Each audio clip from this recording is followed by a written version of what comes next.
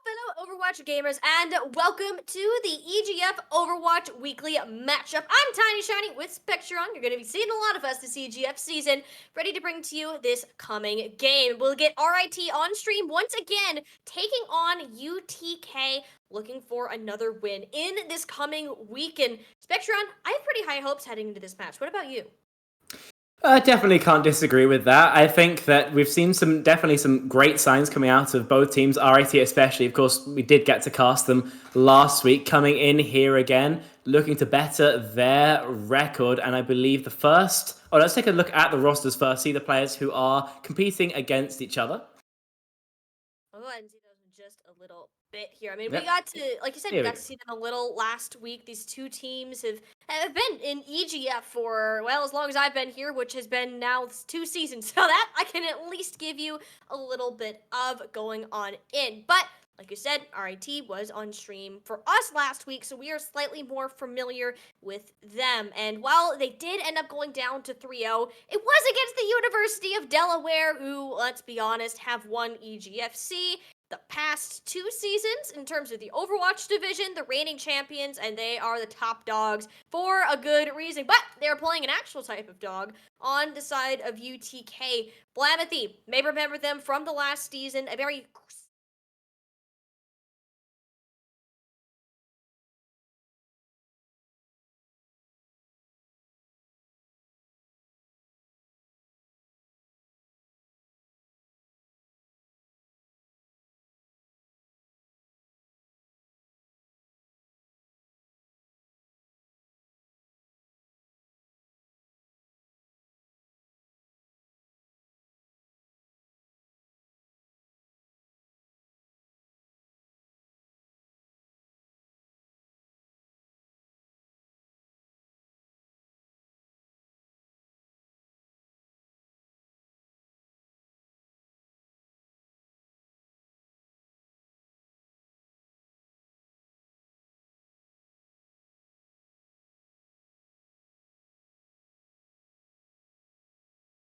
That it's a map that is so good with its vertical walls, that Genji just gets an absurd amount of value. And though I do love Genji, any map where you exclusively see one comp, I have to call a bad map. And while Surabasa isn't that, then I think you see a lot more variance on New Joke City. I think you might see some more dive tanks there, for example. Doomfist was played quite a bit in the Overwatch League Grand Finals, and a hero I particularly do love to see. But, you know, my personal bias aside, we do head into Oasis here, starting off on University. And, yeah, Sigma coming out from UTK. This is a very strong comp that we have been seeing from very strong teams. But from UTK, the question is about execution. Will Hydra be able to get the pressure down? Will we see the correct peel coming through from Paravir? Will Dux be able to mitigate damage on the Sigma correctly? Because that's such an easy slip-up to make against the high damage of Foliage. And from RIT... we got some London Spitfire comp or something very similar to it. And full over to it. So Symmetra, Bastion, they're going to be teleporting the high damage hero around, trying to see where Foliage can play his craft best. And starting out on the side room will be RIT. 2 comps, very different ideas of how to approach Oasis here. And, you know, Sigma, like you said, is relatively close to the meta, but I could argue the same for this composition that RIT has opted to pick up. It relies on the Bastions getting in there and Foliage finding that first blow. These teleporters make this high damage hero so mobile. Spectron, you called it before this fight even starts. If Foliage can get into a good position to take an off angle against UTK, these are fights that RIT can easily win. And I do think that RIT have outcompositioned UTK just a little bit in the 1v1 matchup. Then Ryan is really great against Sigma. Sigma normally wants to play the range, play the distance, but Reinhardt, with the elusive speed and the Symmetra TP, can get in close range so fast and get that hammer getting to work. And so re-engaging now, hopefully a better shot for UTK. I mean, that's a nice Maywall coming up, but the teleporter, look at that! That immediately just takes Seb out of danger. However, you don't got the Reinhardt to protect your team, leaving Liam Helium untouched. No, UTK, they collapse on that opportunity. And the fact that you only need that one pickoff to win a fight, they got it right off the bat. That they did. Unfortunately, a split coming through. Liam Helium and Rescue Toast and Foliage left on the other side of the map from Seb and Piva. That means that the team essentially had a 5-on-2 that UTK were more than happy to convert. We see the first flip coming through, 20% accrued. Very likely going to be getting a higher percentage than RIT, but will they be able to keep the ball rolling? We'll have to see. amplification matrix here. And if that seems early by both teams, that's going to be the difference of this fight. Just the Bastions alone, the shields have already been disposed of. Booyah needs to be careful with where they're playing, but Liam the Helium, once again, the first to fall for RIT. This is starting to become a more repeated occurrence. As soon as that Baptiste goes down, Spectron, there's just simply no sustain left. That's a big pivotal point of the composition. The Baptiste is your sustain. Lucio does not have the AoE heals enough to keep up the rest of his team. So yeah, Paravia, a humongous pick. And in that instance where both teams are just spamming down damage at each other, then UTK are going to deal more damage, but Hydra, no damage left in this fight as they go down. Now, Hydra the first to fall with the Blizzard from Amplity, locking everyone up in place. Just to find these fights, take it back. Liam the Helium is gone once again, and all you need to do is just tuck more ultimates on top of it, start to win this fight, but there's not even much more that UTK needs to do as they're still in control. That they are, 75% means we're getting very close to one fight territory, and waiting for Peeper to respond means that is the case. RIT have 3 ultimates, and I do have to say they are some of the stronger ones that this Rhymecom has access to. And disadvantage for UTK might mean that RIT have an advantage here. No one goes down to the Bash, and also all the dominoes beginning to fall for RIT. RIT, they're in favor of this. This Earth Shatter, and of course the Bash ults to get them in. That gets Duckstood? No way! That's how they go down. I mean, I can't believe it, but RIT, they're going to take what they can get. Still not out of dangerous waters yet. Did lose one in Pebber, and it's incredibly important that they start to pick up these staggers now. But apparently UTK, they don't want to back off. The Sound Barrier was committed and never raised Paravir, though. And honestly, that ultimate just went back to waste. They're going to want that back. Seb, even though struggling to hang on to life, has to sustain to be there. Where's the Baptiste still walking back from spawn? No way Seb survives there. Dropped down to 19 HP, but the peel was there. So humongous play from Liam Helium, who does manage to keep their tank up. Now has the window and the wall as well. Means that we're halfway to our house, and aggressing in, they want to start building to RIT.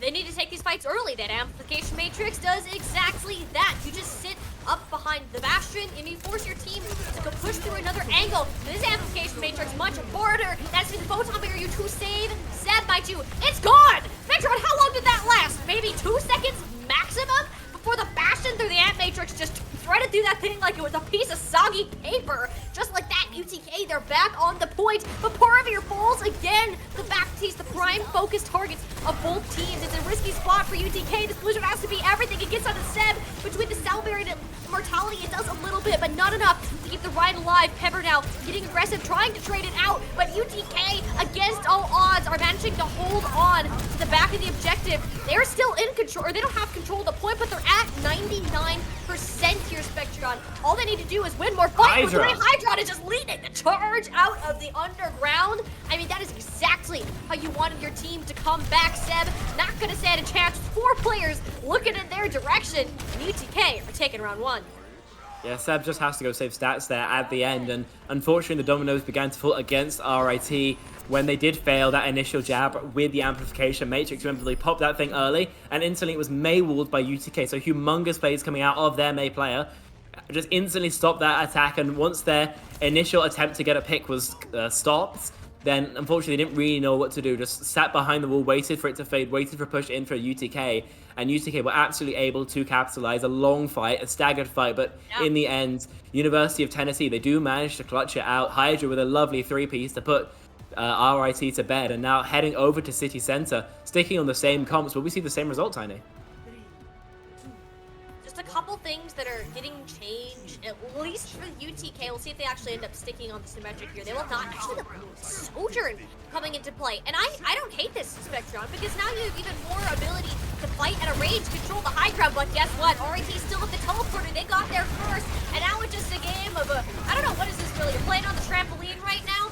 Bopping up and down, Seb, trying to zone them all out, but at this point, UTK, they're left trying to figure out what they want to do next. The high ground seemingly out of their option for something to go to, and they just need to get their opponents off of it, try to contest the point maybe, but eventually, RIT, the Tiger, is dropping towards the objective. They claim the first cap, sacrificing the high ground, but if we know how long these fights in City Center can be, Spectron, this could be a lot of percentage. That it definitely could, and considering how much cover RIT are playing, they're forcing UTK to give up those great high ground angles. Duxter has to push into them, and low on resources might get forced back in just a second, so RIT are going to play the resource game. We'll see how long they last. They just teleported right back up to the high ground. I mean, they're just playing keep away at this point. And if you're already in control of the objective, that's totally fine. You're building up this percentage, at the end of the day,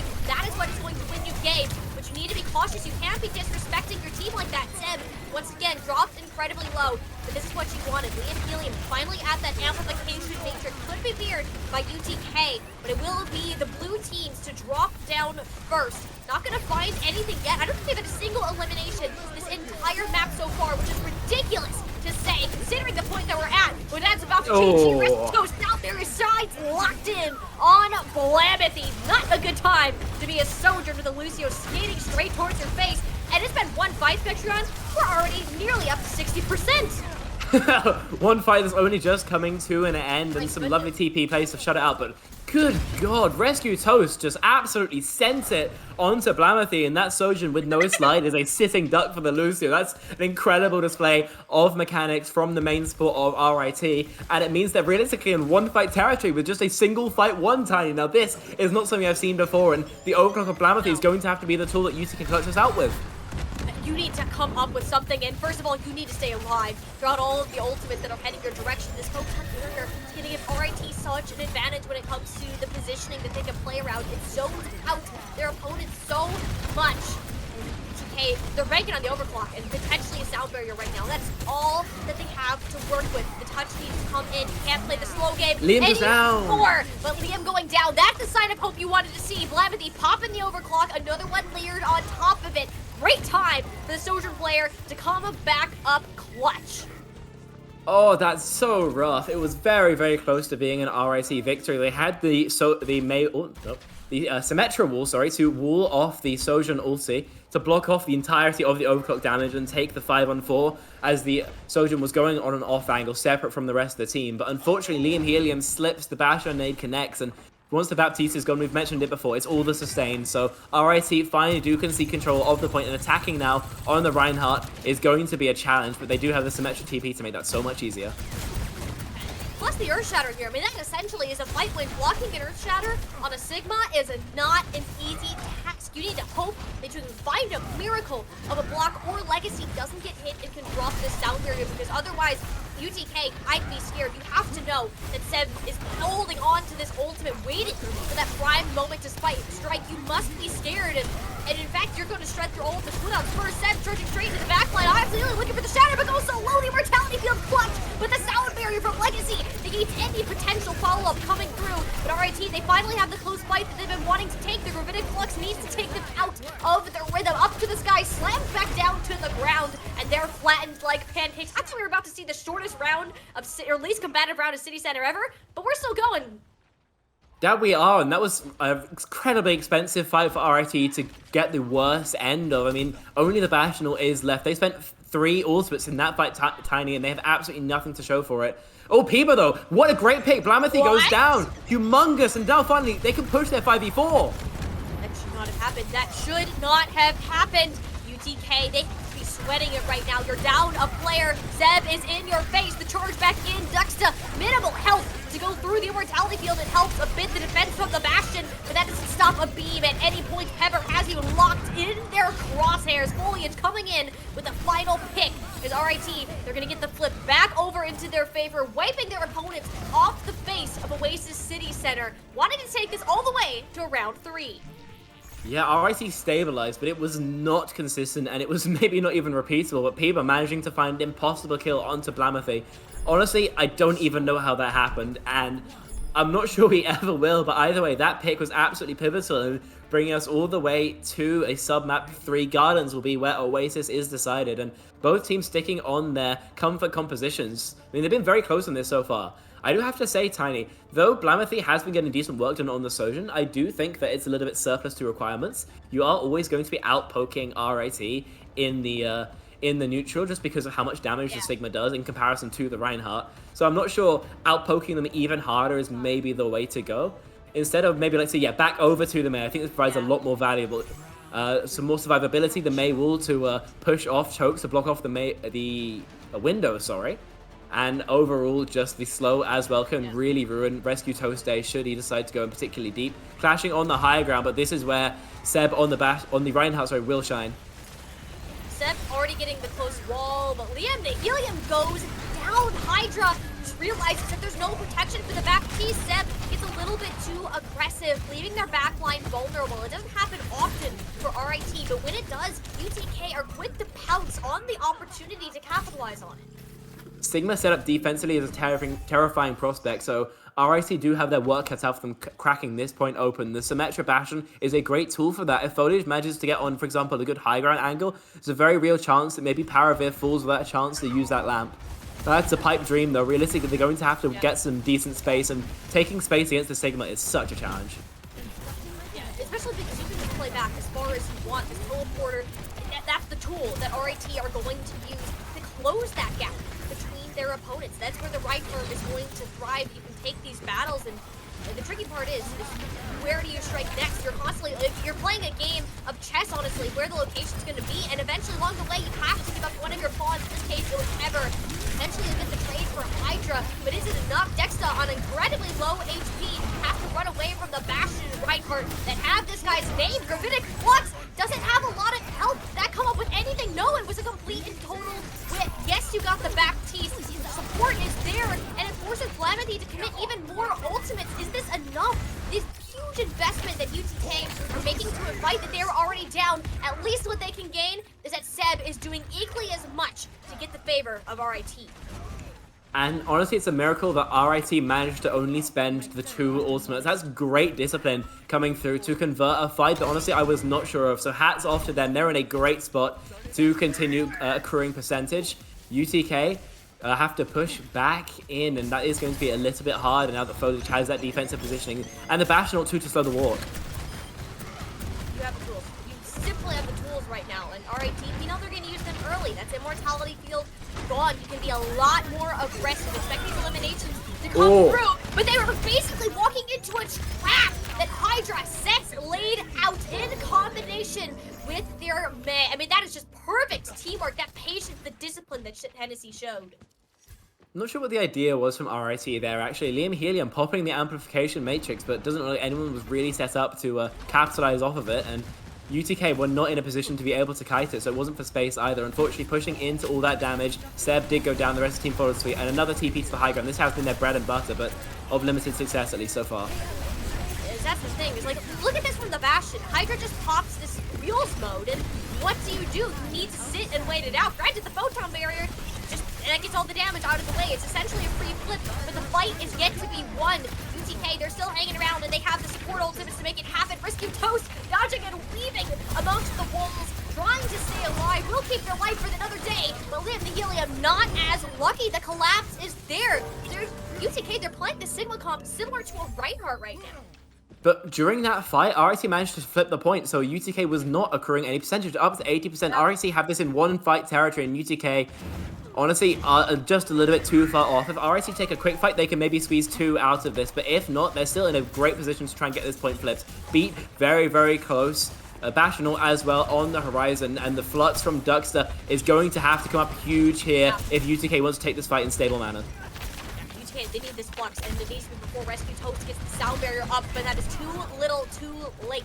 The ultimates are now about to be in play. The supports, they're cut off from their tank. Seb will live, but Blamity, you need to get off of the high ground as a sliver of HP. UTK, they have the tools to deal with this, but they're not using them in time. They've had the flux for so long, but it's never been popped. And again, Foliage, the time to strike. That's both supports out of the battle. UTK, their 2 most powerful ultimates were never seen, and they might not have a chance to use them.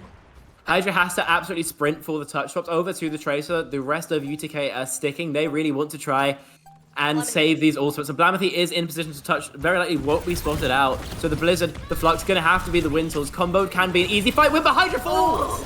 Already down, this Blizzard needs to come up with something, but everyone speeds out of the way. There's nothing to be seen. Duckster, no Gravitic Flux in sight. By the time it comes out, they're down, smacked out of the sky as RIT coming out on top.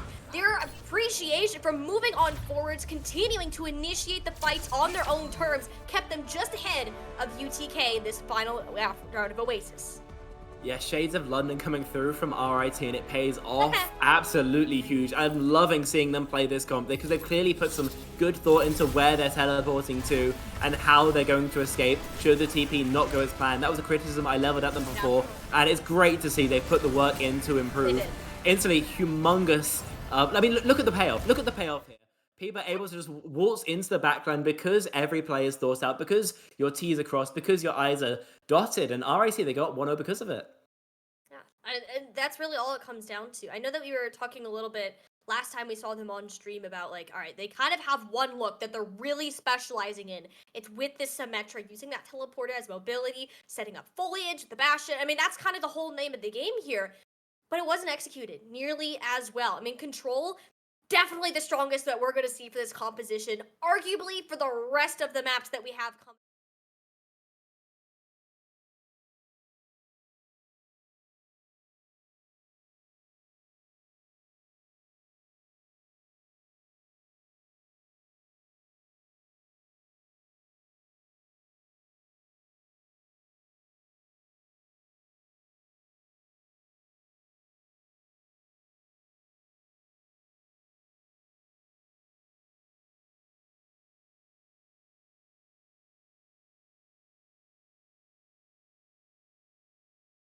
You've got a couple angles you can teleport to, which we will see as we fly into the point. Just the stairwell on our right now, and behind us are going to be the main points you're going to go to.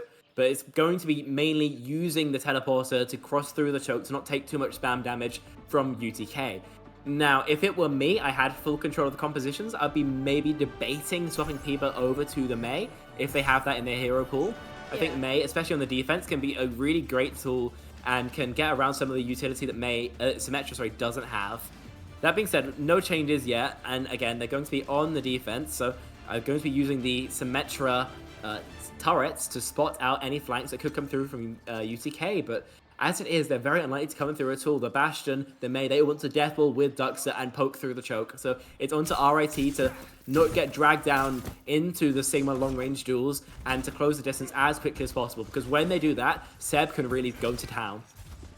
Yeah, and especially when you look at this choke point that we're going to see on Eichenwald, this bridge, it's not going to be easy to push through. I mean, I love Sigma, don't get me wrong, but when Dusta has to take this close range, I mean, Seb just gets to sit there and let their opponents walk into them. The turrets are going to slow them down. You have the extra shield. I mean, you need to move quickly if you're UTK right now. Don't even entertain that fight. Start taking it on the longer ground. Force them into a poke game. That is where they are going to start succeeding when it comes to this game. Play it at a range. Play it as a poke, because look how low they start to get when they get close. Foliage doesn't have those cooldowns yet, but in this next 2 seconds, when that comes back up, they are in for a whole heap of trouble. Something needs to happen. With Pepper going down, that's an opportunity, but the rest of their team doesn't have health. Seb getting in there, looking like a helicopter on the right heart, and shutting down UTK's longer push. That gave me the heebie-jeebies there for a second. RIT played that fight incredibly passively. They were using the teleporter to run back to seed space, and what we see out of UTK just requires so much space that RIT, I think, maybe gave them a little bit too much room, but the clutch came through. Seb hit the go button, Foliage was there to follow up, and we're seeing swaps now over to, in fact, 4 swaps. Junker Queen, Genji, Soja. Now this is a comp I like, very difficult to execute correctly, but does not require an individual component, so we'll see if this is the change that we need. We'll see if any player can come up huge with the goods, and indeed they have the caliber to do so. See if they will. Keyword for this comp is coordination, and of course, star power. Hydra landing the rail shot to count. Liam the Heon falling, and if we know anything, Seb is going to have a good time. The sound barrier has to come in to keep the tank somewhat sustained. When Dux is starting to rotate around the point, playing their advantage in the mobility game here, Spectron, this fight is going to end just as quickly. That first point Seb shattered? I just realized Seb tried to use a shatter and died. Why? 3%. That's a mid cast death. That's so rough. I was just about to say I thought that fight was winnable if Seb managed to get a through the cart shatter. I think there was an opportunity that for a second, but unfortunately that's one ultimate that RIT are going to desperately want back, but unfortunately just going to have to charge up another one. And UTK, they want to fight essentially for free, only using the window, and barely even that. So humongous from them. They can start early, they can start getting progress, and more importantly, they can get some early space in the castle. And you need to control the time right now. Photon Barrier is going to do that for RIT, but I mean, Blasphemy just has so much more mobility. Bastion, I'm sorry, but you got a chunky kind of hitbox here. Pretty easy for those shurikens to land, and I mean, UTK seem to have their bases covered. You know how difficult Big purple. That's just why they need to win this fight here, and now the Rampage, just the tool to do it. but it will succeed. Gets a little bit scary when the pin connects onto Duckster. But after all is said and done, UTK are still cruising. The Blade from Blamethy, I assume, will come up next. They have the beat of Legacy. I'm assuming to combo with it. Hydra as well with the Overclock can get some huge value because RIT does not have a great way of shutting that down. On a deep off angle, the Sojourn could go, and even if you TP onto a hedge, he can just slide away. So I'd be very scared about this fight if I was RIT. I'd be worried about the momentum getting away from me. You have to be. I mean, the ultimate economy is completely screwed up after both the support elements went to waste. I mean, at this point, you just gotta cut your losses. You're typically outmatched by Blamethy and Hydra for the Genji quick and easy team. Like they didn't even break a sweat there, Spectre. They made it look easy, and with 4.5 minutes heading into third point, we're looking at a speed run right now. Yeah, not the way I thought they would have fight planned that, but evidently it worked out amazingly. I mean, both DPS ults invested. Blamethy gets the final blows on all of them. It means they get to save the beat through Paravir as well, very close to the window. So double support ults going to be there for UTK, and in this final most brawly section of the map, those are going to be so valuable. Chatter invested, doesn't catch too many though. No, it doesn't get anything as a matter of fact. Sev loses their life as a result. The support ultimates just have not been able to build up. RIT, they're still recovering from that fight that they lost on first point. And at this rate, Spectron, they might not even be able to. Duckster has not died on the Junker Queen so far. I mean, this is a comp that UTK, I'm surprised we didn't see it before on Oasis because they look supreme when it's come to this Junker Queen. They're trying to deny the touch, the window, making it incredibly difficult to get towards that point, but you don't have a choice right now. Duckster up to that rampage nearly. The Blizzard only zones off the inevitable, and with Hydra getting that last pick, sure, these trades are going to favor the defense heavily, but when you have the ultimates on your side and Duckster doesn't have anything from that rampage that we were talking about, this one actually has a chance to come through. It's all on Hydra soldiers, but they get off the point! No, Spectrion, this is not how we wanted that to end. Hydra said it in the chat, but that right there is a true Charlie Niner. Yeah, it was, but I do think the fight was going very much in UTK's favor anyway, so while it hurts to see, I don't think it maybe affects the fight as much as you wanted. I think the 13th hour recontest from RIT, was bold, and I think it had to find value from the defensive Blizzard. Unfortunately, just came a little bit too shallow, doesn't get any freezes. I think misses Duckster by a hair, and RIT unfortunately do lose that fight. So a 3-minute, 21-second time bank here for UTK. It's absolutely humongous on any map. Eichenwald especially, last point, can be so hard to brawl through against a Reinhardt comp as well. But as I mentioned, the support ults coming through so clutch. And now a very tall task on RIT's hands if they want to continue their streak to go up 2-0 in this series. They're going to have to, maybe not even equalize, but they're going to have to finish the map, and they're going to have to finish the map with time, else going to be at best a draw for them. So it's looking very rough from them, and while their comp I do think is a little bit stronger on the attack, whether it's strong enough is a different question entirely, because this is a revitalized UTK. They've turned the dial up to 11, and I'm not quite sure RIT can withstand the heat. Like, seriously, the only reason the UTK lost map 1 was just some questionable decisions with some ultimates and maybe a couple timing things. But now that they swapped this composition, you're on the Junker Queen, you have this Lucio, you're playing aggressive. I mean, this is what we want to see from them, and it's going to make RIT's job incredibly challenging. You need to make the choice of, are you going to teleport to the point? Do you take the fight head on? It's heavily based on the cooldowns that your opponent is using it. For right now, they're just getting beaten up by Blamethy, not even turning a blind eye to the Genji. Nobody bothering to look at him, forcing RIT Where are they going? to position. They're going to the high ground Spectron, and this long rotation, it better be worth it. Plenty of time burnt off the clock, but will the angles be enough for foliage? It may be so, but the Genji will be there to recontest the angle. Blamethy's done so much work in the backline, no one's turned to look at him yet. No, not at all. I mean, look at that. Still nearly 50% already to that ultimate. And no, that's a great start. Paravir, the first to fall. And if we've learned anything today, if the Baptiste goes down, the rest of your team prepare to follow like dominoes. RIT are making quick work of UTK. And I'm going to be honest, if that fight, that rotation was actually really smart, it threw UTK for a loop. They lost the high ground and didn't have a clear direction of engagement. Yeah, it didn't look like UTK had an idea about what to do when RIT is coming from the defensive side. Unfortunately, no one really set up to punish. And then the TP from Paper as well, meaning you can get straight onto the backline. And the spacing of UTK was all off. An easy kill onto the backline. Everyone else fell like dominoes, but Liam Healy and Paper both fall. And this is an important fight for UTK. UTK to win here. They need to have control of this high ground, and that's the tempo. Pretty much thrown in their favor. Start to look at these ultimate Spectron. Those are going to define our next couple fights. And this is a brutal angle to hold as well. The high ground so oppressive, so hard to assail. Hydra especially going to be licking their lips at the chance to be able to free fire down and only have to worry about Peeber's teleporter. They also have going to be trying to play to punish the teleporter, with the Dragon Blade, with the Sojourn E, and possibly with the Rampage that they have coming up. Rampage from Duxta so close. At any point, they could just drop from the heavens to make this happen, but it will be Blamethy to unseat their sword first. Doesn't find any targets at all, more or less a zoning tool, but at least it's traded out. The sound barrier no longer an option, making the Rampage essentially free. Now those positions were flipped once again. Voyage, though, takes a rail shot to the head. Hydra's on point. That sets up everyone else perfectly. Duxta, that hit everyone on UTK. They will be fallen back over. I mean, beautiful teamwork. Duxta just went painting, and all of RIT unfortunately caught in the splash zone. I mean, 4 purple off the Rampage, humongous value. And also, it means you only invested the 2 ults, so you've got great ult economy coming into this next fight. They're so set up to burn time off the bank, and Foliage messes up his walk. Couldn't get a teleport. That's a problem because RIT, I'm sorry, but how do you expect to get back? You drop off the high ground and you run away, but Seb ran away before the rest of his team. He just left him to die. Poor Pepper wanted to escape, but it's just another stagger. I mean, this timing is diminishing quickly.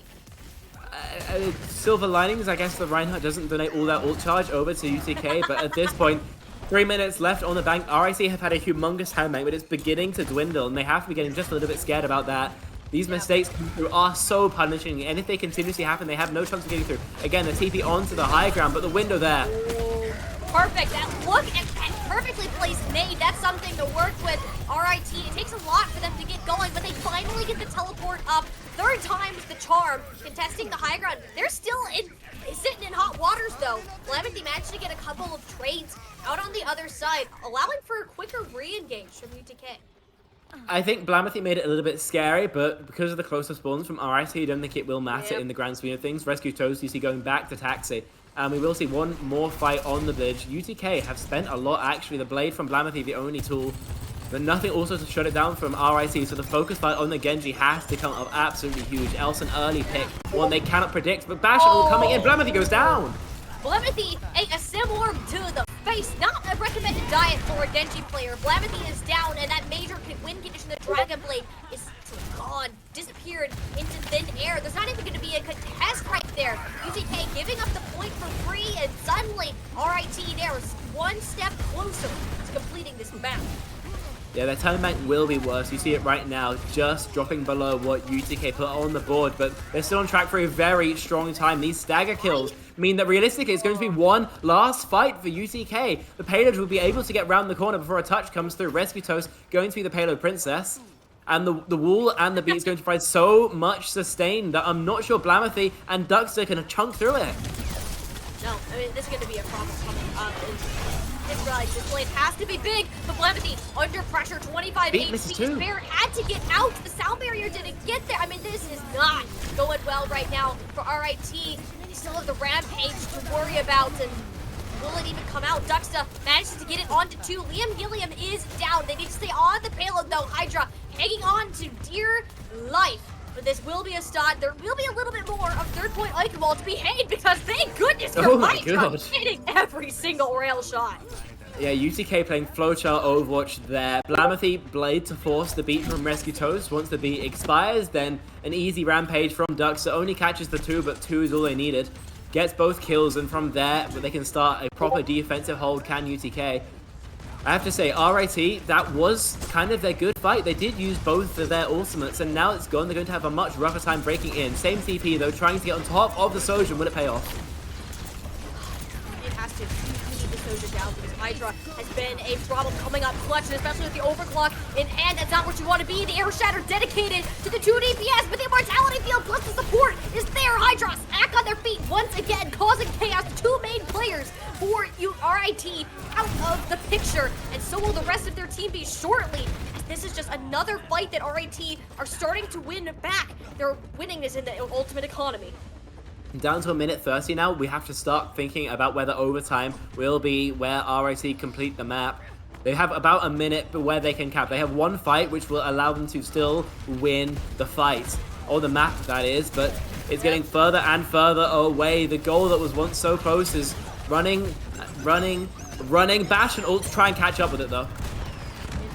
What is going to hit? Can it get Hydra? No, but Bravira is incredibly low. Immortality Field is out. UGK hanging on by the skin of their teeth. But the healing, look how big that Rampage is. Purple truly is the best color, especially if you're a fan of UTK. If you think it's Duxta for another beautiful fight win.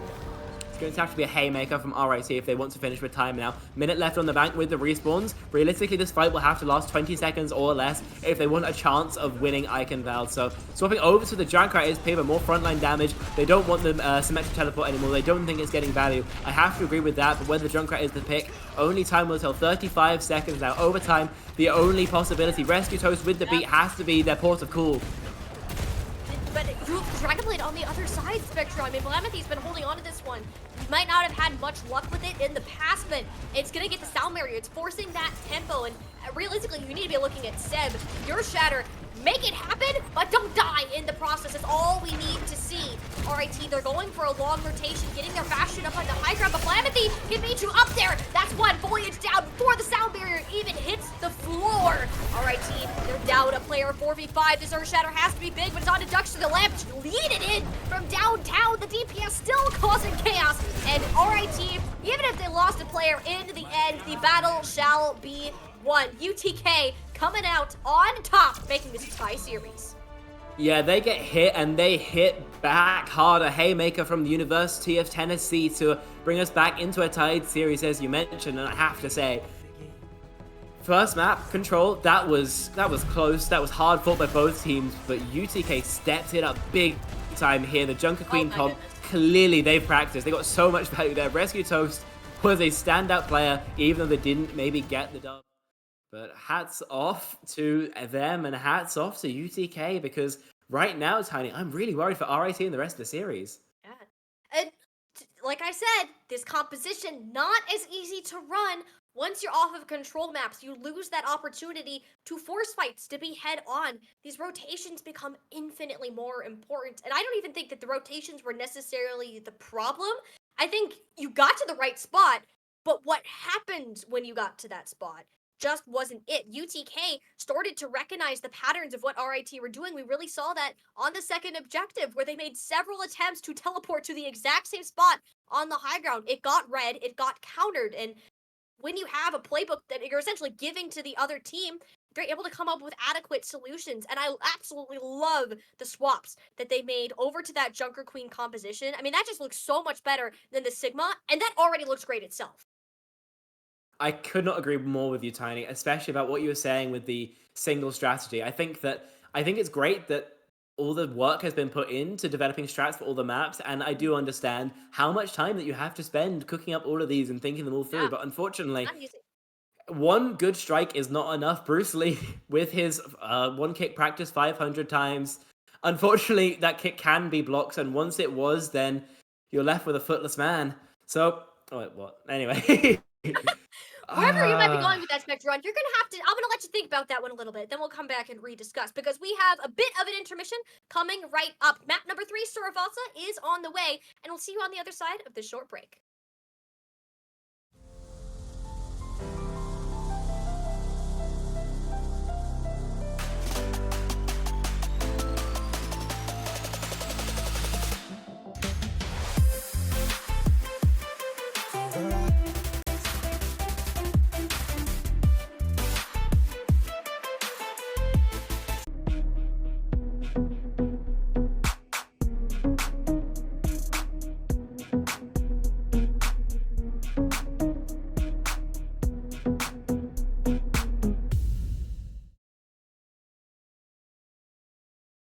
Welcome back to the EGFC Overwatch Weekly matchup. We have had a closely contested game coming up. UTK and RIT each tied up at 1 apiece as we prepare to head in to Suravalsa, our Flashpoint map. Now, this is where things, we were talking about it a little bit in the break here. This is where things can get interesting, where both of these compositions are valid, but they also take a bit of a turn in how exactly they should be played. I think that's definitely true. I mean, we spoke before about how control allows you to get a little bit aggressive, to fight off the point if you wish, take the initiative. And I think Flashpoint does allow you to do much the same. So maybe leans a little bit in the favor of RIT, but also with how valuable Queen can be controlling the chokes and stopping the teleports with the axe, then we'll see if that's punished well by UTK. I do have to say, from RIC, I would love to see some adaptation. If they do manage to swap over to the Mei, I think it would make Duxter's life on the Junk Queen significantly harder. I think it would make playing this matchup quite a lot easier. But if the hero pool isn't there, if maybe you don't have the comfortability, then maybe these whole team TPs can maybe take a backseat to just only the solo TPs. People just teleporting into the backline on their own, spamming off a couple right clicks, maybe dropping a TP bomb here and there, but just playing safe, playing the front line and trying to trade HP Seb versus Duxter, because I do think RIC will win that out 9 times out of 10. However, the kill power we've seen out of UTK has been absolutely terrifying. Hydra and Blamanthy on the DPS have been on fire, and of course, Duxter has been absolutely tearing it up on the Junk Queen. Every rampage, it feels like finding its mark, and RIT, they've gone over to Sigma Comp. Let's see what actually happens when they come out of the spawns. I don't hate it. I'm a little surprised that we haven't seen any changes yet so far, and that of all the maps, this is the one you opt to go for the switch. And to be totally honest with you, yeah, you need to be running some sort of brawl. If Sigma was playing into a Junker Queen here, I need to see some sort of mirror. And this is what we wanted to see. We wanted that Mei foliage, actually, the one to go ahead and pick it up. This is it right now. This is going to make Duxter, Hydra, but the entirety of UTK's life way more difficult here. You need to worry about the Mei holes. You're going to get slowed down, and it just increases the kill potential for RIT here. You need to decide how they're going to take the fight, though. No symmetric teleporters to be all tricky about. They need to pick where do they go on. See that UTK is a little split, but if you wait too long, guess what? Hydra's gonna find a head. It's been doing it all night long and clearly shows no signs of stopping here. One elimination will lead to the rest of them, and UTK will get first cap. UTK played that absolutely perfectly. Having the Genji versus the Mei means that you want to take a much slower fight. You want to pressure the backline until you get cooldowns out, or until Hydra lands a railgun like that. Rochester, they know they're going to lose the poke, so they need to land an early Mei wall to win this out. And unfortunately, Foliage a little bit slow on the E ability. And so UTK, early control. Remember how fast Flashpoint takes by. Very, very quickly, we'll be at 50%, and we'll be in one-fight territory for RIT. I mean, Flashpoint just goes up so fast. You don't get a lot of fights on one objective, especially when it comes to ultimates. The more UTK are in control, the better it is to them in the long run. I mean, they're winning the battle of more of these cooldowns. That commanding shout rather late, and Seb does have to help pull it back in for Hydra to deal the final blow. I mean, this is what UTK has been playing off of. It's banking on Hydron to find the shot, find the elimination, just casually picks up another 4K. My goodness, I mean, that right there, that's the point. That's first point 1 for UTK. Cut off one head, 2 more shall take its place, but Hydra has not been yet beheaded and still finding a 3-piece, so humongous play out of the Sojourn. Been, again, one of the standout players from UTK, but realistically, it's a star-studded roster, and every single one of those stars is shining oh so brightly right now. First flashpoint goes over 100-0. No chance from RIT to get a recontest. Paper swapping over to the Cassidy. Hero preference more than likely, more than anything else. You do have the nade to stop Blamanthy dashing away, but not sure that justifies its value over the Sojourn. We'll see, however, if the comfortability on the Cassidy is enough. An interesting selection here, especially when you're struggling to kind of get it. I mean, all RIT are trying to do is slow down the pace of the game a little bit. But I mean, UTK, they're making that difficult. And to be honest, RIT don't show signs that they want to push in. They're essentially giving that first capture up for free, and they'll have plenty of tools to defend it once their opponents decide to actually take the engage. The Tigers taking the long route round to the back of the point, managed to get a little bit of damage out on Blamanthy, but easily in the range of support. But again, way too long. Hydra is sitting, waiting, daring someone to peek their head around the corner for a second. I mean, nobody is safe with Hydra on the field. His crosshair looks magnetic. I mean, there's no way you should be landing headshots from that range. Hydra's just built different, though. And I mean, just look at them go. Rescue Toes also will find an end. Seb staggered as well. All off the back, out of Hydra. this player, this hit scan from the University of Tennessee, putting their name on this match, their stamp on the series, and RIT left reeling. I mean, one fight to try and get a touch here. I'm not sure they will have time for a proper fight. They won't be able to scale it properly, and Hydra, again, be able to spam damage in. I mean, UTK, they're taking the fight off the point. I like to see this. It's going to force RIT to get aggressive and desperate. And when they get desperate, they get sloppy. Hydra getting the first punish and another one on top of it. I mean, this is 2 back-to-back sweeps of a Flashpoint map. If I didn't see these first 2 maps out here, I would expect this to be a 3-0. So would I, to be honest, because right now, RIT have no answers. I don't think the Cassidy from Paper has paid off, unfortunately. Has the Deadeye, but I mean, how do you even get value out of it? It's a zoning tool, but Flashpoint can be so enclosed that I'm not sure how much space you can control with it, and I think Hydra obviously has been finding more value in the neutral with the Sojourn, but anyone with eyes could tell you that. Pushing in now, early point control for UTK, but the brawl on the high ground could be deadly. Foliage still yet to find the value from the Mei, but could at any moment. No, not yet. I mean, RIT, they've been essentially slowing down the pace. They're doing it a little too much, but the one thing they can hope for is punishing mistakes, like they just did for Blameth. That's a once-time opportunity you're gonna get. You turn it into something. This is looking to be some of the first percentage that we're gonna see RIT get all of this game, but it's an uphill battle for sure. Looking for Oh, it's going to be rough, definitely. You still have to be terrified about the DPS of UTK, but a real chance for stagger kills to come in here. Lamp thrown out, but they drop so low. Yeah, Duxa does manage to get one, but Stagger's still going in favor of RIT, and that's essentially, by the time this took place, Spectron, it's just a second fight you're going to take away. Essentially, yeah, and that's going to buy so much time. Remember what we said earlier about Flashpoint ticking up? It's going to burn so much time off. I mean, the Palace very likely is going to go towards RIT. They now have ults to try and defend. The Deadeye can zone some real space on a map as open as this, and of course the Rampage from Seb has no beat to stop it.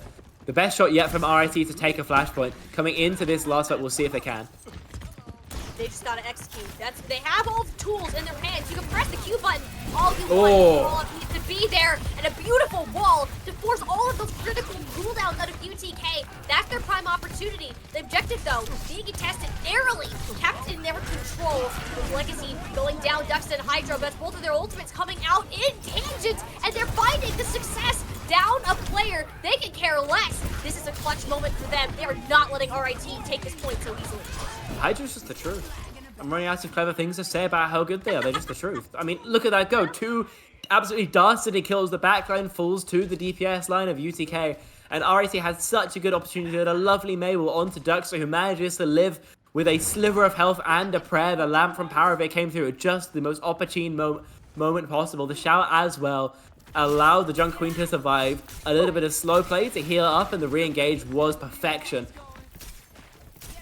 Granted, this is a fight that RIT, you're pretty set to win here. The only way this goes wrong is if Blameth decides to go all Fruit Ninja in the backline here, which appears to be the idea. Doesn't have the support, but they don't care about the Genji once again because Foliage puts everyone into a popsicle and takes those heads home for breakfast. UTK, though, they're still in this fight. This is the last one they can take, and they're still fighting elimination. No way, this is still winnable. They put the Genji out, but the blade, that gets shut down. Sound Barrier, though, in place. It's the second lifeline that they have to work with on the point. The Maywell, though, is making it difficult. Seb has this Rampage as well, does not want to use it, and does not seem that he will have to. And the remainder of this point, UTK are out of players. Legacy can only dance around for so long, as this is the start of an RIT comeback. That it is. A Flashpoint on the board is going to feel great for them, making their mark again in a series that has been out of their control, unfortunately, since map 1. And Power of it with the window could be absolutely terrifying. Hydra as well with the railgun could have a one-shot through it, but again, no tools to counter Seb's Rampage. That could be the tool that RIT used to get another cap. That's it. That's all you need to use, but you gotta do it first. Don't give your opponents time to strike just like that. Duxton already got 2 out of the way by the time the Rampage came out, Spectron. This is part of the problem that I'm seeing with RIT, is even if they have the win condition, they take just too long to plan how they're going to use them, and ended up losing before it even happens. whether it's a time to plan or time to execute, either way, you are absolutely right in saying that it's just a little bit too leisurely from RIT, who may not be feeling all that relaxed as they are facing the last flash. When they lose this, they're down 2-1 in the series in a map. But honestly, they did have winnable opportunities, and unfortunately, Seb's Rampage didn't catch anything, and now the Hydra coming close again to the overclock. You have to be absolutely terrified of this. Yeah, you have to be, but every time this has come out, it's results in at least 2 eliminations. So Hydra might not have many heads themselves, but definitely likes to take them off. Blizzard, though, zoning players away. It doesn't catch anybody, but Hydra will. That's the Rampage coming up with the overclock. 2 heads gone, both the supports. I mean, do we expect anything less at this point? I mean, honestly, no. Just ridiculous how this player keeps finding the heads, a heat-seeking missile, and unfortunately, RIT do not have enough flares to dodge it. Now, 69%, now 70 past. 1 fight left. They have 1 shot to stay alive here, and Suravasa, the beat from Rescue Toast, going to be the only thing they have to leverage, and Blamathy has a blade lurking. Maybe an early blade, pop to force the beat from RIT, and then a re-engage coming through, but Hydra doesn't care, just takes care of his opposite number. This is last fight. This is it right here already. RIT, they're down 1. The sound barrier must be converted into something. It gets far here, but it's traded out. Neither of the Baptistes are on the field. This one is about to get real scrappy. Blamathy is the one, though, to shut it all down, cutting these players down to size, putting UTK on the map. And just like that, Spectrion, UTK coming back for his 2nd map win in a row. I mean, this is absolutely ridiculous for how close this series has been, but it's slowly getting farther and farther apart. So close and yet so far is what you have to say for RIT. They've looked so strong at moments, and at other times, UTK just looked like a different beast entirely, but Hydra on the Sojourn. They're talking about a beast! Oh yeah, I mean, words do not describe the amount of impact that this player was having. I mean, look at this. Look at them go. Just absolute destruction, capitalizing beautifully on the Rampage. Very few players in the world could follow up like that, and UTK are blessed to have a player who can put out that amount of value. And if I'm RIT now, I'm not even thinking about how to shut down the composition of University of Tennessee. I'm just thinking what I can do to stop Hydra having their merry way with me. Can I take Hydra for my ranked games, please? I need a DPS duo, and Hydra kind of seems like the guy that I want to have in my ranked games because they are just so gosh darn good at what you do. And it's not even that they're doing something crazy with the positioning, but when you can hit shot after shot and shot, and you do not miss, like, it makes me question your gameplay integrity. Now I trust you to actually be honest. What's your...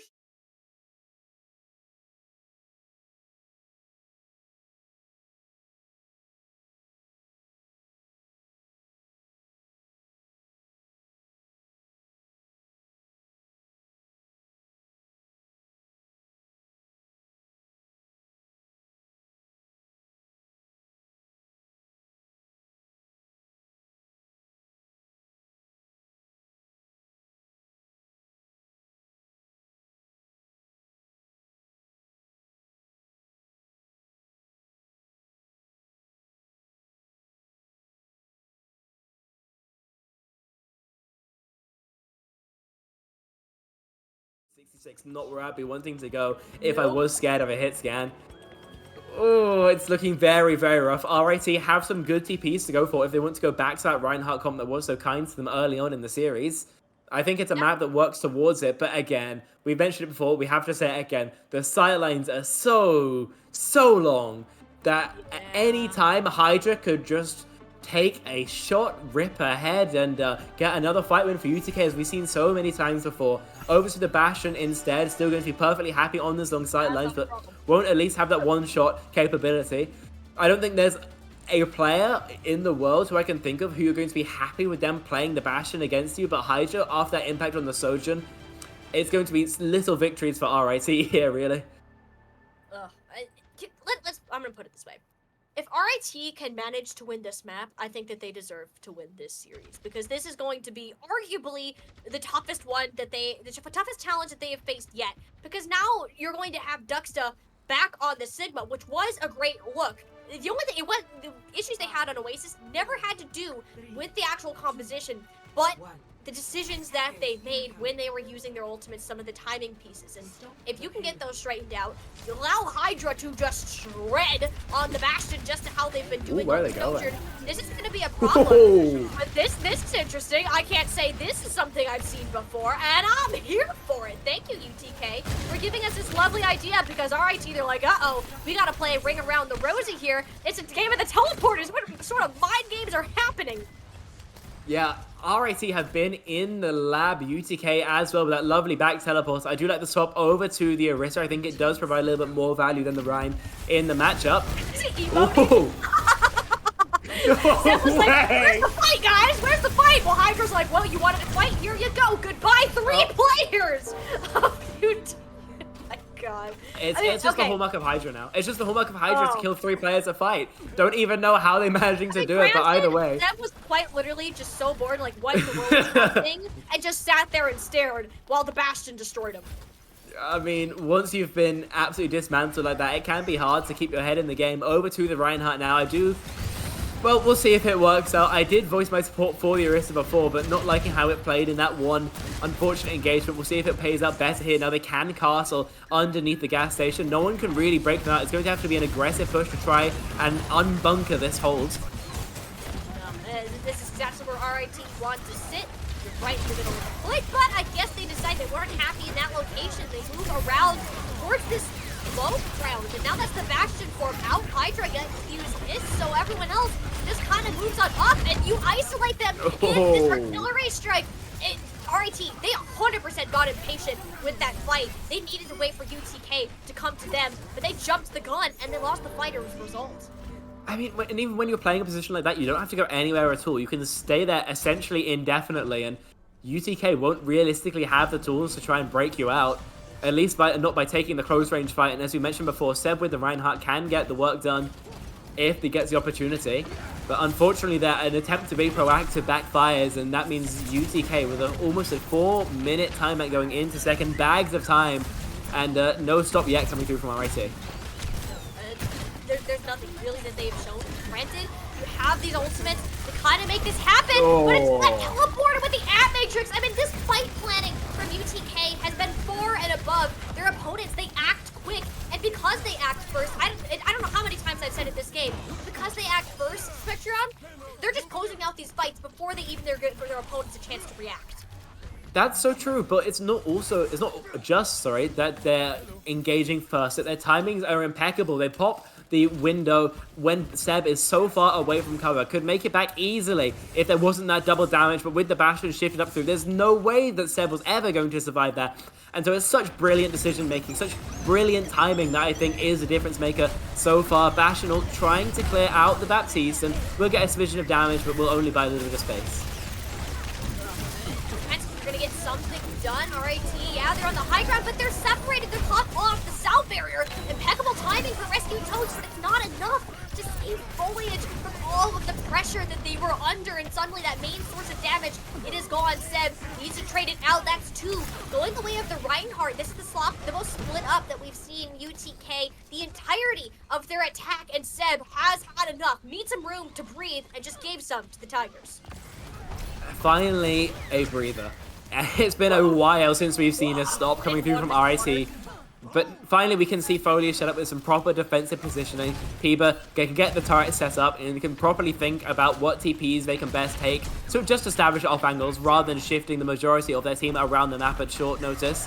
Public transportation system and teleports to the high ground, very aggressive. The public transportation system that'll certainly get you to higher places, but that one for Legacy, who finds themselves 6 feet under, but UTK, they're not going to give up until it is over. With the take hit against Dwell, yeah, that one is pretty much set and done. Cut your losses where they're at, and you still have 2 minutes to come back and continue your push. I was a little bit startled, I think, when Lean Helium went down, but other than that, it looks like it will be a stabilization for RIT. Hydra's fighting for any space, but with the Ryan pinning into him, should be trying to get away, but there's a recontest here. Yeah, you had to do the shatter in that, but wait, no, okay, I was going to say, there's no way Hydra lives through that. Yeah, okay. But UTK are still in this fight. I mean, they hung around. RIT never cleaned up those eliminations, and they're left vulnerable. They're down the Reinhardt. I mean, who's going to touch the court? Who's the point that you're stabilizing behind right now. I mean, Blamathy pretty off and alone until the tank comes back. For this payload, this is going to be a rush to get back. Rescue Toast, Sound Barrier in control. You need to invest it in order to get on to the point. But with them losing foliage like that, is it even worth it? Do you just give up where it's at now? And I would have liked to say yes, because that Sound Barrier was rather lackluster, hitting only the supports and gaining nothing in the long run. And speaking of the long run, then it's looking more and more in UTK's favor as they do begin to clean up this fight. 2.5 minutes, I believe, they will have going into third. Not the biggest time mech in the world, but more than enough to get some good damage dealt to RIT's chances of success here, ever dwindling as the payload pushes further and further through Route 66, deeper and deeper into the heart of the map. Just leaving Legacy to push the payload, and the rest of the team take a lot of space early. They want to force RIT to burn resources to even start contesting the point, and that is an absolutely deadly thing when you are playing this rank composition. The plus side for RIT, though, this is easily the best spot for you to hold with a Reinhardt on the entirety of Route 66 if you have all of your players. The Immortality Field, yeah, that's going to keep everybody up for the time being, and actually wonderfully played. Faravir has impressed me so much with how these have come out just to support for the tank, keeps them alive against the likes of Seb, and allows them to push forwards and just rush everyone from URIT off of the point. Oh, and this stagger from foliage. Not the most brutal, but anything at this late stage of the map is going to hurt more than ever. The Bastion turning up late was going to mean that RIT can't contest as early as they'd want, and Seb, just holding the shield in spawn, can't take any space without the Bastion shift, the threat of that damage to try and punish. Wall up now, trying to push onto the point, but will it be enough? Actually get to the objective, which Seb won't have an issue doing. As long as this photon barrier is up, they're safe, but as that goes down, start to clear, as Presence Faravir has given their team on top of this semi-truck here. Not really making too many harsh moves to the initiative, because they're waiting for Hydra to find the point to strike a couple of the players low, and that is the Bastion getting left out high and dry. Kudos to RIT for identifying that he was left vulnerable, capitalized on that elimination, and have given themselves a chance to continue this hold moving forwards. A nice attempt to get staggers. Unfortunately, a little bit too passive, a little bit too fearful of their own lives means that no punish came through. But if conceding a kill there would have meant almost certainly losing the map, and they still have a good chance here. Seb with the Shatter is in a great position to land one. Can't really do it while you're in the sky, though. Brought that down to the ground. This is where the Reinhardt sure likes to play. Everyone else on big slam. That's it. That's on to both supports. There's no chance of keeping them alive. RIT, they're not out of it just yet. They're setting a reasonable benchmark for themselves, Spectron. Is it going to be easy? Absolutely not. But it is doable to continue pushing this game and give them a chance at a Game 5. Yeah, we're not saying it's likely, we're just saying there's a chance. RIT, they do manage to get a stop. And on the defensive positioning with those extra long sight lines, and finally we do see a stop of the payload. They do seem a little bit more comfortable when they don't have to worry about all the angles that UTK could take, all the weird flanks that Blamathy could appear on. And I think we mentioned it before, but typically RIT, they're going to be a little bit stronger on the attack. So stopping it here, maybe that is something that they can do. Maybe with the Symmetra teleports, they can crack open the defense of UTK a little bit better, and they can repel their offenses, their advances. Only time will tell that as we go into Hero Select. It's going to be possibly the last time in the series we see this screen. Take it in, because it's going to be Reinhardt versus Sigma, the story of the series. RIT's attempts at the Junker Queen have not paid off, so going back to the Reinhardt is a choice. I like Foliage back on the Bastion. People are not messing around with any Mays, any Genjis, any Cassidys here. The Symmetra will be the hill they choose to die on. But if they die or not, well, that's a different story. Hey, you gotta be optimistic coming into this. RIT, we're looking down the barrel of having to go for a full completion on Route 66. Now, that's out of the picture. You proved yourselves, got a defensive stop. The attack, though, significantly more of a challenge here, especially when you look at how UTK is set up. They're just going to vibe on this gas station. There's no reason for them to get overly aggressive. They're not going to let themselves fall vulnerable to similar mistakes that we've seen from RIT here. Teleporters, name of the game. Pebber and Blamathy, keep an eye on these two and where they decide to rotate your team, especially the payload around the first point. That it will, and pushing into the spam damage means that we're going to see Seb's shield depleted, TPing onto the low ground actually. They're going walkabout and just inside castling in the gas station. I'm not sure quite what the idea is here. Maybe waiting for another teleporter? I mean, it moves the payload, and it will eventually force UTK to contest, and it will, I mean, assuming this works correctly and they stay inside of it, it will give them another fight to go through. They do teleport out, though. I mean, there's clearly some level of big brain play that is going on here that we are not allowed to understand yet, Spectra. The teleport is going back and forth, contesting the high grounds, and eventually Foliage sticks their head out for just too long. Hydra on the punish, and RIT, you're down one. What do you do now? You can sit in the gas station, start to fuel up, but that's not going to get your Bastion back.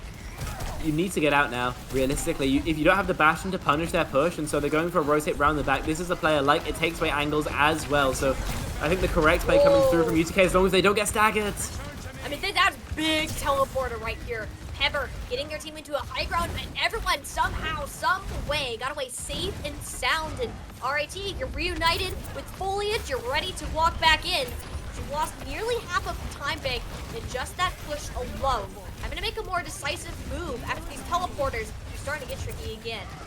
Please take the top of Big Mo's here, and yeah, they will. Only Ducks are there to push it back, but has a real chance of getting a kill. The window, the wall, both cancel each other out. Perfect. I mean, the wall's going to go down, but it did its job. It got everybody from RIT off the high ground. So the threat they originally had is gone, but now that's a teleporter I can live for. The sound barrier coming in, countering out, but Liam still goes down to Foliage as well. RIT, they thought that they had the upper hand there, but little did they know UTK had the playbook in their hands ready for their moves. And because the fights that RT have been taking have been so slow, we're down to less than half their time left. They've only taken 2 fights. It's been an absolute snail's pace coming through from them, and unfortunately it hasn't garnered them much distance other than what they've been ceded by their opponents.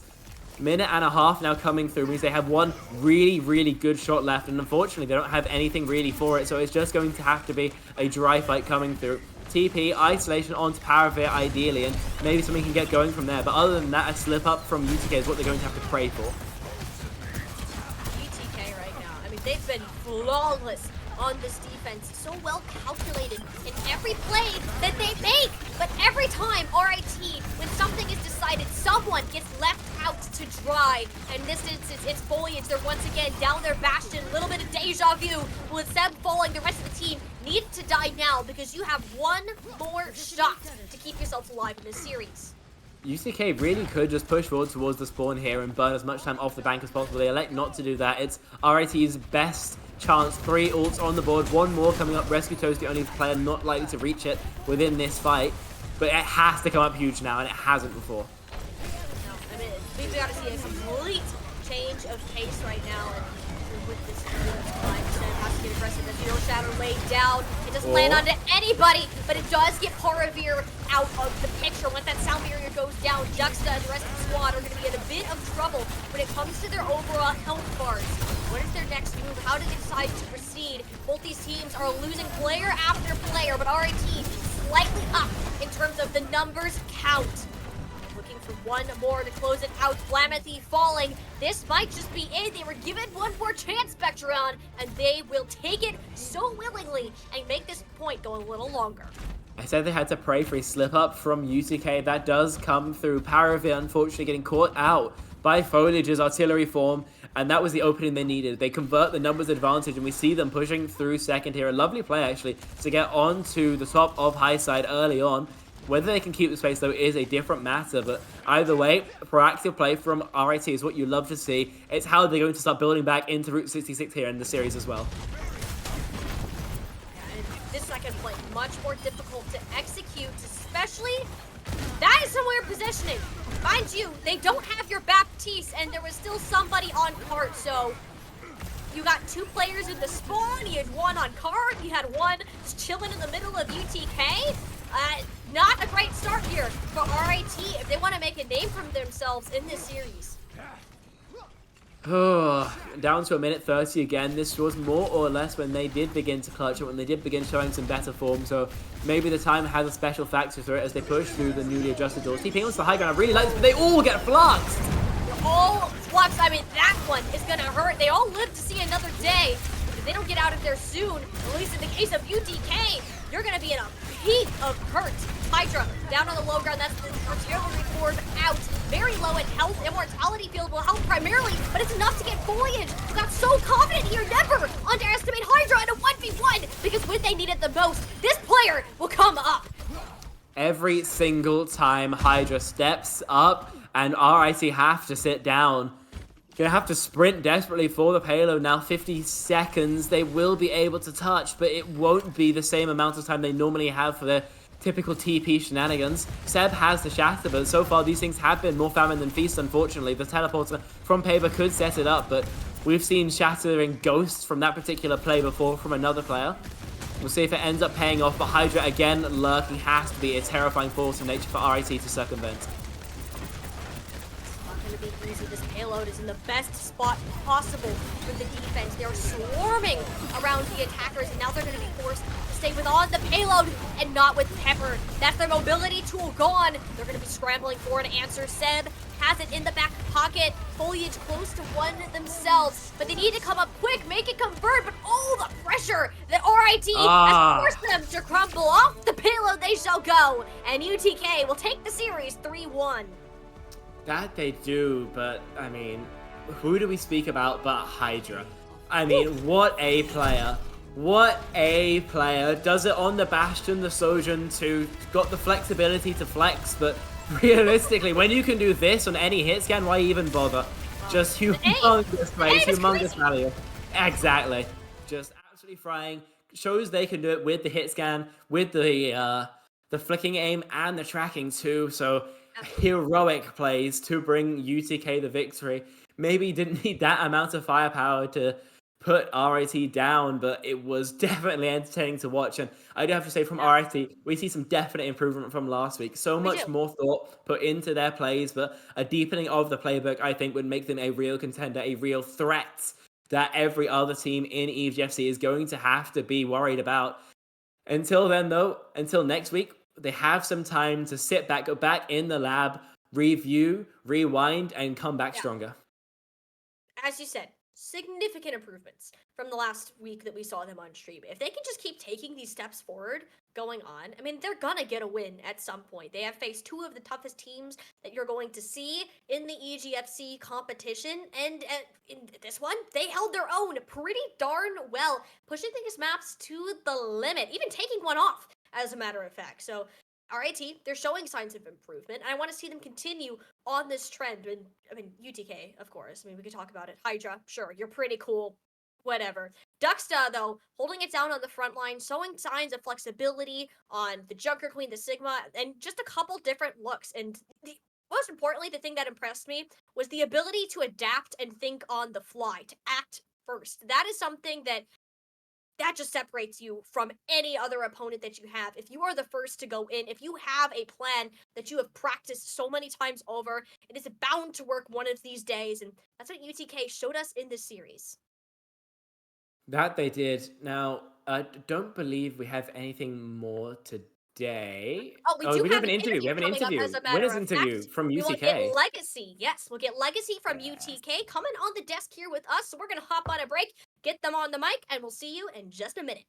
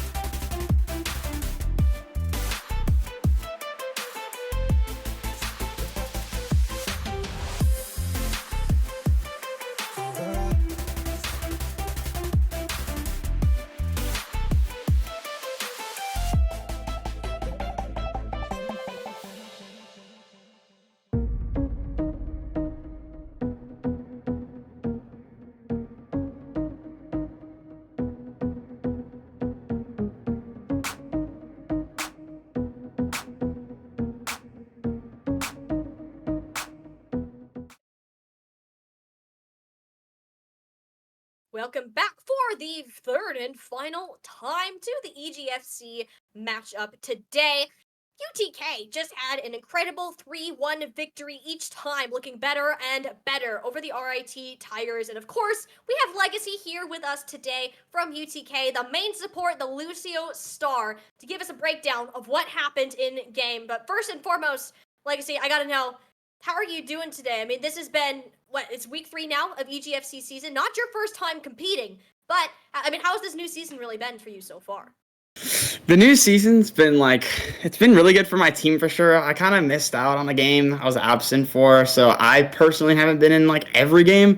But my team, we're pretty happy about it. We've been learning some new comps. We play the JQ comp really strong.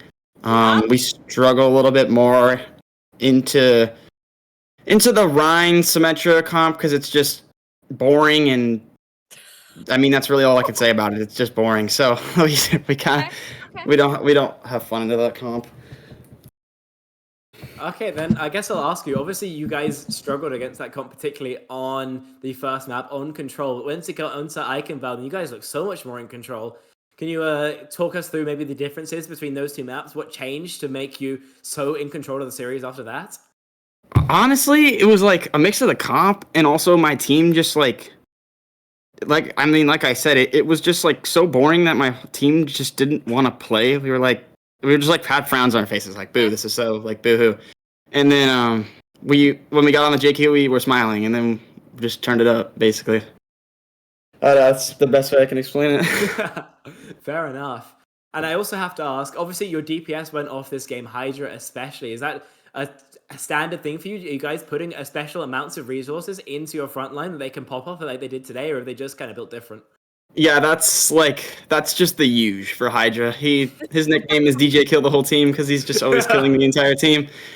He's actually not even a hit scan player though. That's the impressive part. He's a Tracer Genji player. So yeah, he popped out on the hit scan and went crazy. Hey, we never would have guessed that. I mean, any of the things that you said. Sometimes, sure, I can understand. Playing in a ride comps can be rather boring, but you guys had your own style. You played the game to your liking, and you looked good while doing that. So I have one final question for you before we get ready to send you out.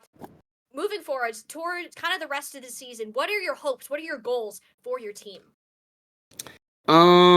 Our goals. I mean, obviously to get better at playing into the Rhine comp. I think that's our biggest thing. Just also to improve as a team.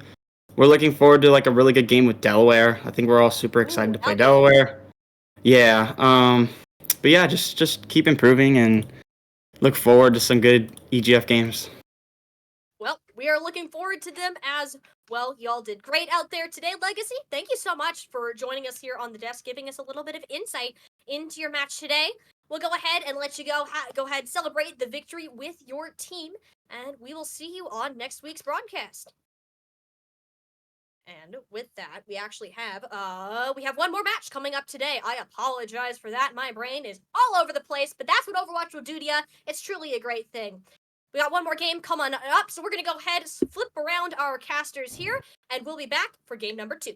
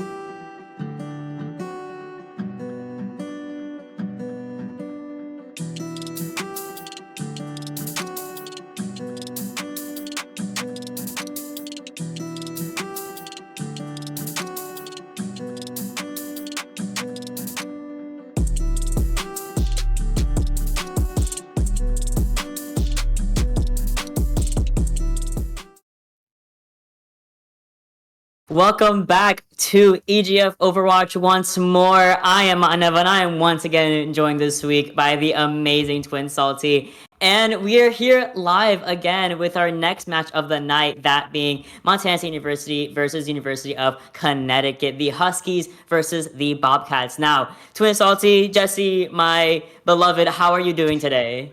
I'm doing great. It's nice to see a familiar face in UConn. We just saw them last week. They weren't able to bring it back all the way last time around against Tennessee, but we'll have to wait and see how they can compete against Montana State, who admittedly has had a pretty rough start to their EGFC campaign, but looking to get on the board tonight. Yes, absolutely. But regardless, both teams, coming out once again at EGF and continuing the series is so good. I hope that we have the team morale up. It's a little bit late for some people, so hopefully no one's a little bit not too EP quite yet, as we do have a first to three situation going on in this series. Now, this is the team roster here. You are seeing the very similar faces we have been seeing in the past couple of weeks. So the team comms, the synergy, it should be there. The energy is gonna be there. It's gonna be a really exciting series we have tonight for you guys. And now that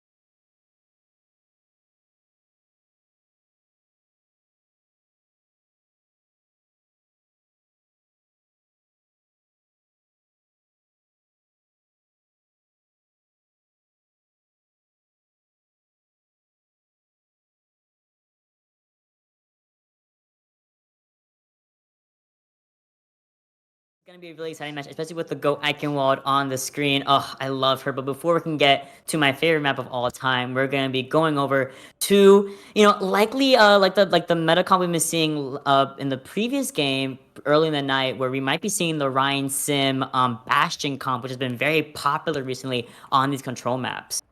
yes, a lot of these Ryan, Bastion, Sim TP strats. We've seen actually some more JQ as well recently on control, which is nice to see Junker Queen back in the meta, and that's at least what Montana State are teasing.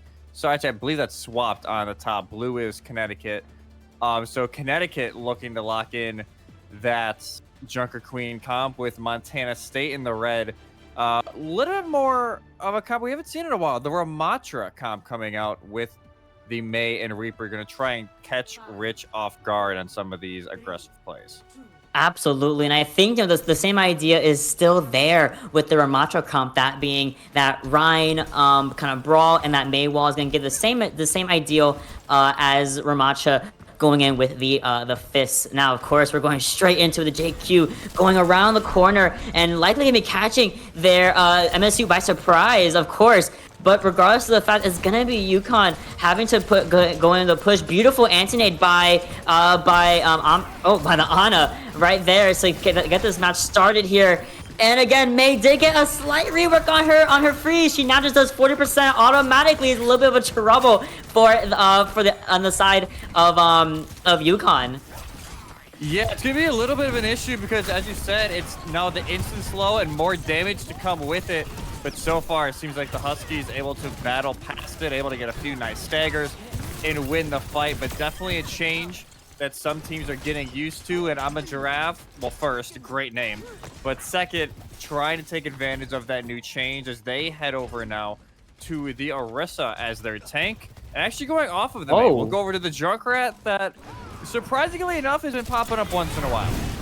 Yeah, big fan of Junkrat and random comps, of course. The kill power you have is incredible, but regardless, even with the switch at the back end, we are in their spawn.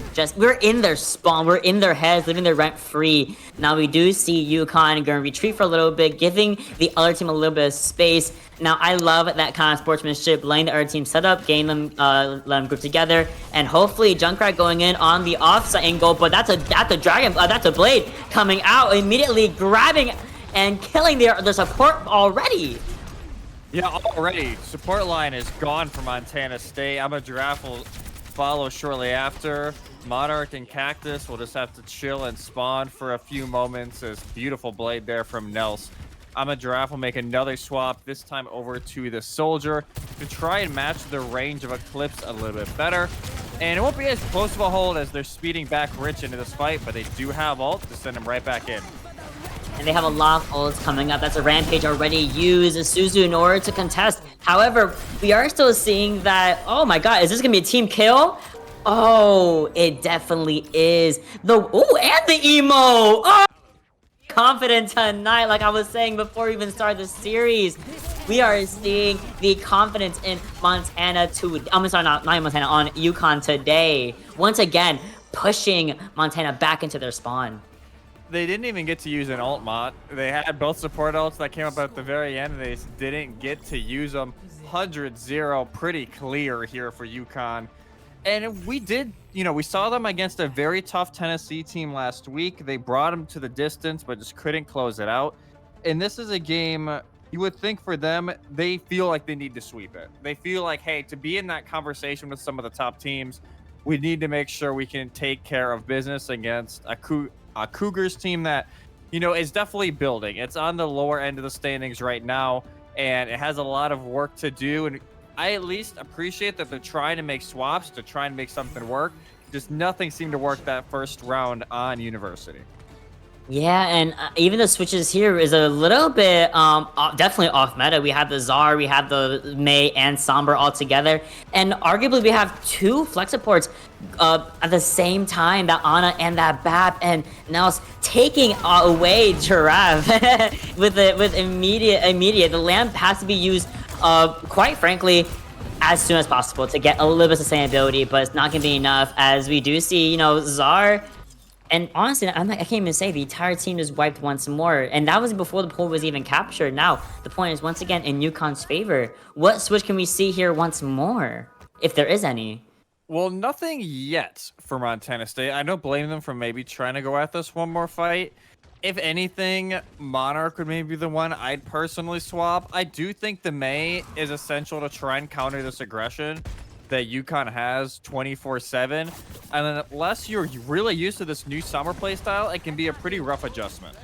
I completely agree. I love her rework, but it's only been about a week and a half, 2 weeks since it really came out, correct? So in order to be really efficient with it, we gotta get that hack on board. And can we get the virus skill shot as well? No, just raw hack is gonna be not enough to take care of this Genji that Nels is utilizing so perfectly. Building up Blade slowly but surely. 76% already on the board, and the aggression on that Czar is gonna be enough to get another team kill for University of Connecticut.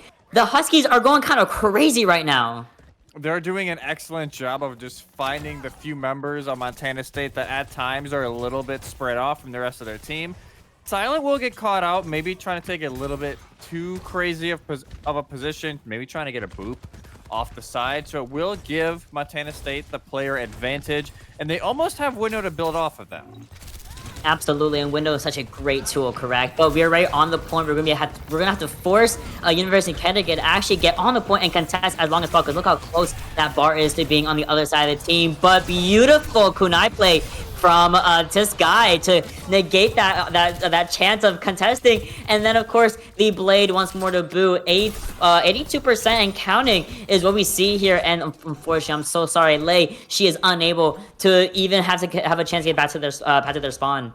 She got put up like a layup, man. That was unfortunate. Just the boop up to Nels, they finish it up. Yeah, they're not even gonna let them get close to the point here. Ults galore on the screen. And in a map where Montana State used no ultimates, UConn are able to claim it. 200-0 in total. Absolutely. Unable to contest, unable to utilize any ults is kind of what allowed University of Connecticut to just wipe the floor and really dominate that space so well. And honestly, when you're playing Junker Queen and getting a beautiful 5-man rampage, that kind of does it for you, It's beautiful. Beautiful play there, and just a very nice job from UConn. A map type that, again, last week they didn't play as well on as they would have liked, and this time, hey, they showed up, that's for sure. And Montana State just didn't have any answer to that aggressive of a play style. Like, we saw it a few times, Huskies pushing towards spawn, making sure they get these stagger kills. And it's a reality check if you're not ready for that active of a play style. Exactly. You know, I wish the Ramattra had worked. I wish that we did see a little bit more from Montana, but unfortunately, like you said, that rush brawl, especially with this with the Lucio speed boost, with the Junker Queen shout, you have so much ability to just go in quickly or just leave quickly. Sometimes matches just happen and they're right in front of your face, and you know, even trying to calm at the same time and try to get everything pieced together within quite literally fractions of seconds is so much more difficult when that's happening at the same time. And credit to UConn as well. They're making sure they take advantage of these quick fights.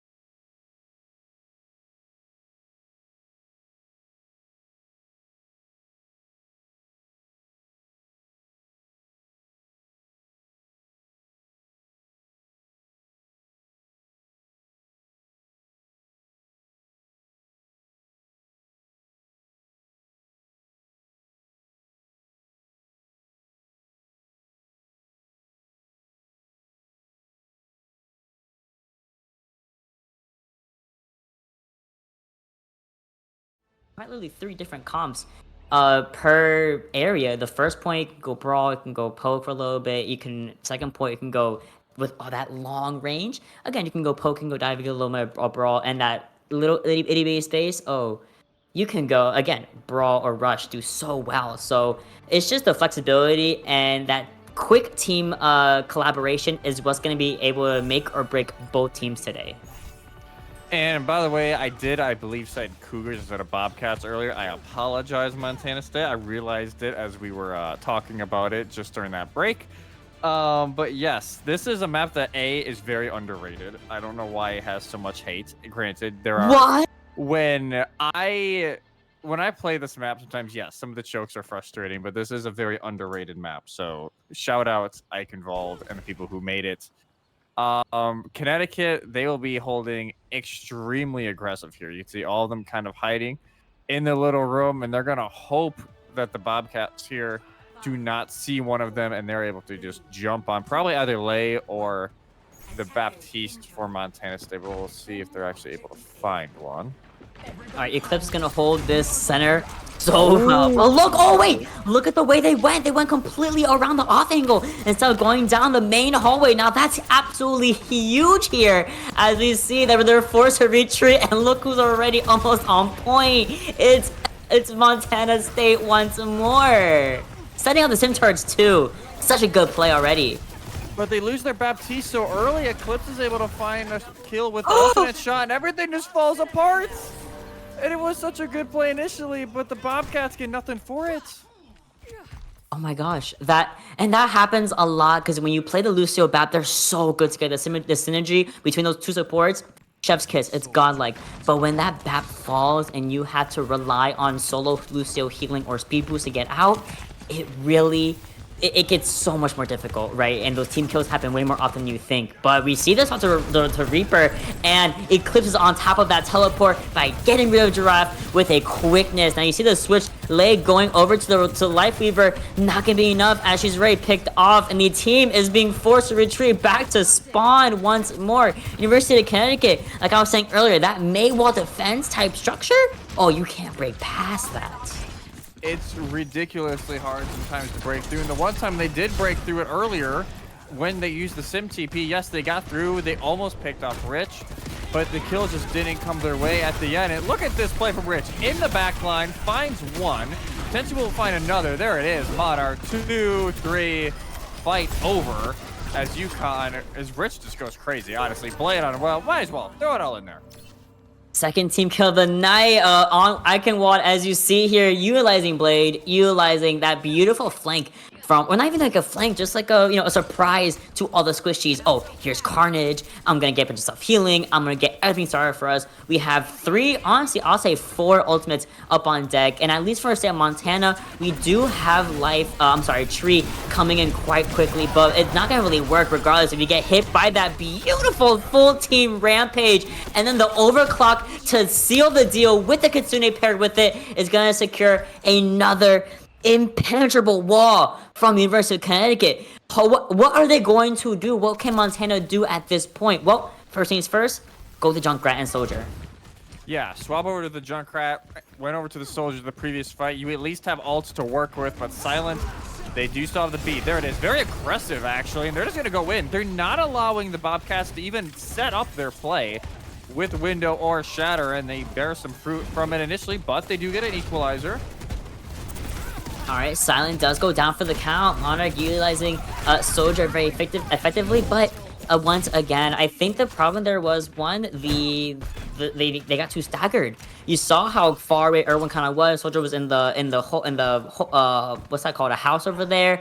Ryan was trying to go back to the spawn and kind of infiltrate something else. Lifeweaver was on top, trying to do his best to do all the healing, but unfortunately, not gonna be enough. Being staggered once more. Rich in his little hidey hole once more, and utilizing Lamp, and the Shatter comes out, but I'm not 1,000% sure if it really hit anyone. Oh, goodbye, Rich.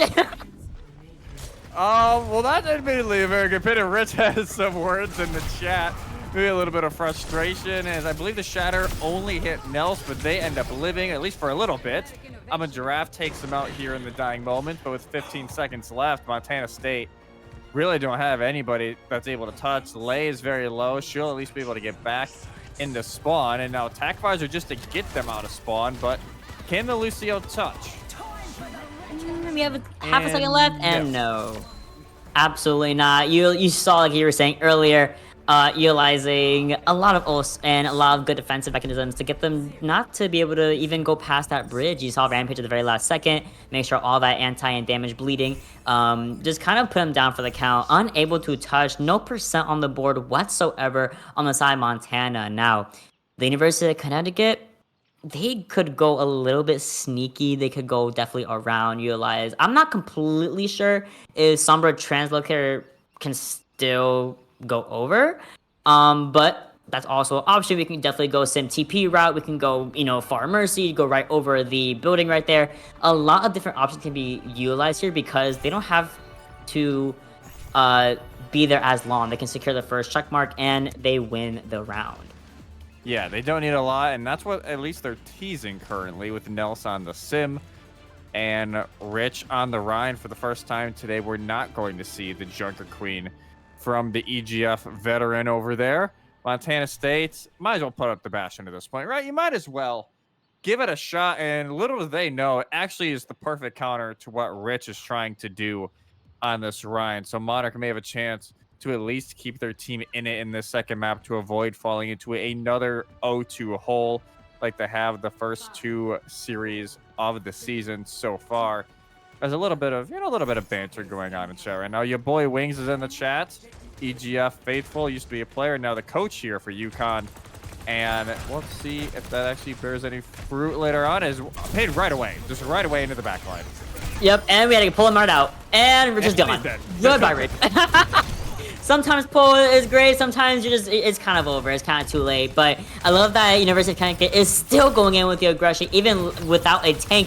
And that's honestly another thing gone on the side of Montana. Monarch, that humongous damage output from Bastion, completely negated. The DPS Lifeweaver coming in play, getting rid of Lei. Ooh, that kind of rhymed. And I think that's going to be wrapping it up for UConn as they cap the point again. UConn up 2-1 over Montana in a very quick play on Eichenwald.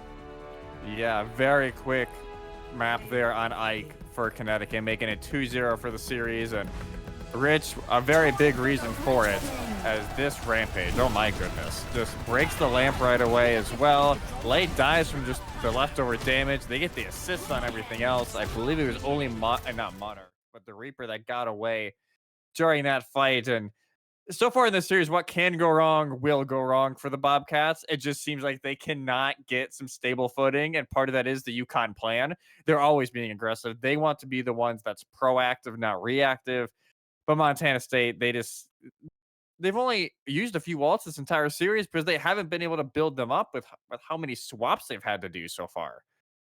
Absolutely. And they just haven't gotten their footing, like as you've been saying, they haven't been able to get a cohesive plan. The only cohesive plan we saw that whole time was Sim TP teleport straight to point. That was the most cohesive plan they've had, and unfortunately it just fell flat because of that defensive wall that brawl rush comp they're going with the JQ.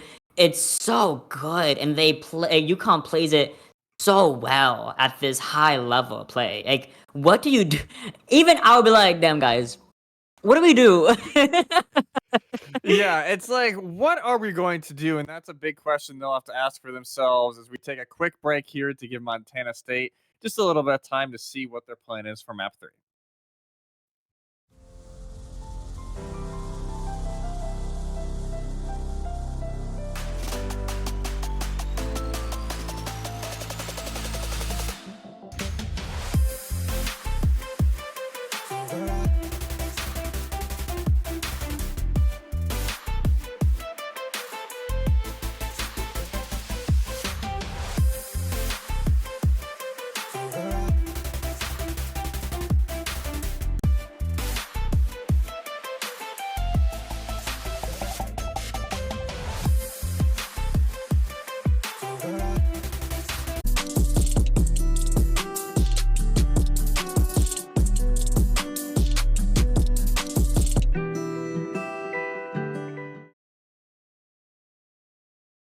Welcome back, everybody, to EGFC. Myself, Mott, here in the booth, and it is Connecticut versus Montana State. And so far, the Huskies, they're playing mad after last week, not able to bring that one back. But this one so far, it's been all Huskies, 200-0 on Oasis, and it was a full hold on Eichenwald, a very quick cap. So we had the flashpoint for our third map, Suravasa. And I watched back Montana State's performance against Hawaii last week on New Junk City, and I do fear that we may be in for a very similar tale. We may be, especially because we were very seeing how proficient University of Connecticut is on that Junker Queen Lucio. And low-key, that's kind of the most important two assets on Suravasa, on Flashpoint in general, is Junker Queen and Lucio, just solely for that speed boost factor.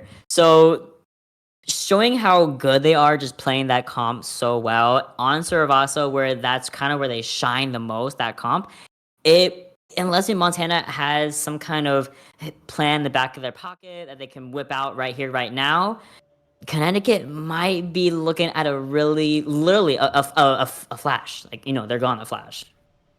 Yeah, it would be incredible. It would be an incredible comeback here for Montana State, in my opinion, if they were able to bring this back. Even this map alone, just because it has been all UConn so far. It is not even somewhat leaned over to the Bobcats side. It has been Huskies all day, and this will be the test here to see if Montana State can at least make it a little bit more competitive here on the newest map type in the game, which I admit I'm warming up to it. I don't know about you, Mont. I'm warming up to it a little bit, especially as a viewer. Maybe not as much of a player still. It can be a little frustrating, but as someone watching it, definitely starting to like it a little bit more. After having played my first competitive team series with my team on Flashpoint, I still don't like it. But when it was our fifth game. Very, very hyped whenever you do win with on Flashpoint as a fifth game. But this is our middle game. This is our tiebreaker. This is game point for University of Connecticut. And already Goldfish getting a beautiful double kill on one of the DPSs and both DPS, and their supports as well. Lei gone and dusted. It's just Cactus on the D.Va having to retreat. Thankfully, with that high mobility, they're able to get out of there with a quickness. But that's going to be the first point going to University of Connecticut once more. And as a reminder, Flashpoint ticks are so much faster than it is on control point. Yeah, I think it's a percentage every 0.8 seconds instead of 1.2 like it is in control. Yes. So, yes, you're going to see that go up a lot faster. Rich is finally punished for their crimes. And it seems like at least Montana State, well, they had an advantage. And Nelska's 3 with the dash alone. Are you serious? Playing with Monarch for a second there, but allowing Lei to get the res. He got a 6K. And yeah, yep. All right. Hey, is this Overwatch 1? 6K? That's crazy. Like, that is insane. Got the res off, was looking a little bit cool there. Could have gotten the remake, but man, Nelson's just on top of things. That is maybe one of the most impressive plays I've seen in a long time from anybody. A 6K on the Genji, over half of those with the dash. And Nels just feeling himself. His first flashpoint. I don't see Montana State being able to touch, and it will go the Huskies' way. Now the question is, do they claim any more casualties before they start the rotation? And I'm a Giraffe will sadly be that first one. Yeah, and I want you to notice the difference in DPS ultimates here. Nels and Goldfish pretty much have their ultimates already or is about to. And on the side of Montana, they have nothing. And even the switch, now your percentage is even lower at 25% with the cast. Connecticut already on that point, waiting for it to activate in under 15 seconds. Now, what can we do besides lose our supports? Oh. No, they're bringing the fight to them, to their spawn, forcing Cactus to retreat. Can't even get there in time as we get to the D-Mech and Baby D.Va. Where are we gonna go, Baby D.Va? Nowhere! I would like to report a crime. That was hard to watch if you're a neutral, as UConn just continue to push the pace. Kitsune Rush with the blade cleans it up. And Goldfish subbing in this map has actually played pretty well, as Eclipse's night presumably done. And might as well get Goldfish some playtime in this series. Get them some playtime in EGF, and so far actually not playing too bad. Absolutely. All right, the visor is out though. Tries to get the Doom on top of it, get rid of Filter, but it does not work. But regardless, we are able to get rid of Monarch, get rid of that visor for a little bit longer. Lei, she does get the res, which is humongous for the team of Montana. Now the D.Va Bomb, we utilize the beat, hopefully live a lot longer. No squishes. Oh wait, we knock the D.Va out of free milk. That's just godlike. And I'm pretty sure Goldfish had a collat with Lei and I'm a Giraffe with the overclock. So plays after plays here for UConn. As you can tell, Rich was just waiting, like, try and get back in mech. Try it. I dare you. And the punch comes through, cancels it, and presumably UConn, it'll be second point of flashpoint going in their favor. It is impossible for the Bobcats to get there in time. And there it is. Second flashpoint is locked. And now the rotation starts to come through, as that is what this game mode's all about, just getting those rotates in between points, and UConn already almost at the point, and Montana State gonna be trying to push in yet again. All right, Montana State trying to get themselves situated here before they start going onto the point, knowing that UConn is already there, situated with their sprays on board. They are marking their territory. I love that for them. So we do have the Risa switch. We do have Deadeye ready to make some space, but we're going to be going into this little corridor, which honestly, I don't really agree with. This might be a really bad spot for Montana because you have nowhere to go. Boom, Kata's Eye gone. Dusty the Risa, no tank and no support to get out of there. It's just our Kiriko to keep ourselves alive, and even then, Hemming is gone. That's another secured point, or I'm sorry, the start of a secured point for Connecticut. Again, this is last point they have to really finalize, and this is again match point for the series. Any kind of comeback Montana has to make, they have to make it now. Yes, they need to make something happen this fight. Lei will actually swap over to the Baptiste to try and at least have a little bit more sustain for Cactus. He's just trying to live at this point. That's all they're trying to do, and they're just unable to. I'm a Giraffe, first blooded again. All right, using the lamp right there, trying to keep your tank alive, like you were saying earlier with the BAP switch. And again, unfortunately, it's not going to be enough. Lei, once again, she's down for the count, immediately leaving Arisa pretty much naked. No supporters to help him out. Back to spawn they go. Only the cast left with a Deadeye, likely not going to rip on it now. And I think I would assume less than 20 seconds on the clock here with Flashpoint. It is a gone and dusted deal. Oh, he walking out. Oh, we going. We ain't gonna win Deadeye. That's it. Oh, no. Contesting is not gonna be in their book today. So Twin Salty. That was criminal right there. Just baiting out the Cassidy to walk out with Deadeye. A Meteor Strike comes down. They don't even get the Deadeye kill that they're seeking. And this better be the 6K, or at least part of it. You would assume it is. And yes, Oh, yeah. part of the 6K. 1, 2, 3. Three. Playing with them. Look. 4. Yeah, it is legit. Just all Playing with them. Reload quick. Melee. Mercy dead. 5 and Number 6. There it is. What Six. a play Hey, from Nels. beautiful. And a great night for UConn. Is exactly what they needed against a team like Montana State, who is starting to put the pieces together, but just hasn't been able to really get the results quite yet. But UConn, they're there. Like, they're one of the top teams in this league for a reason, and they're definitely putting themselves in the conversation. Oh, absolutely. The way they've been playing today, all throughout, well, literally the past, half an hour, they just showcased why, again, they're in the top seeds of this league, of this series, honestly. So playing that well is just a matter of, again, good team synergy, good team comps, good mentality, and overall good vibes. And I'm sure they had all of those in those comps. Now, we are getting word that we're going to have an interview coming up very quickly for you guys. We're going to be going to a really quick break, and we will have an interview set up and ready for you guys in the next couple of minutes. So don't go anywhere. Be right back.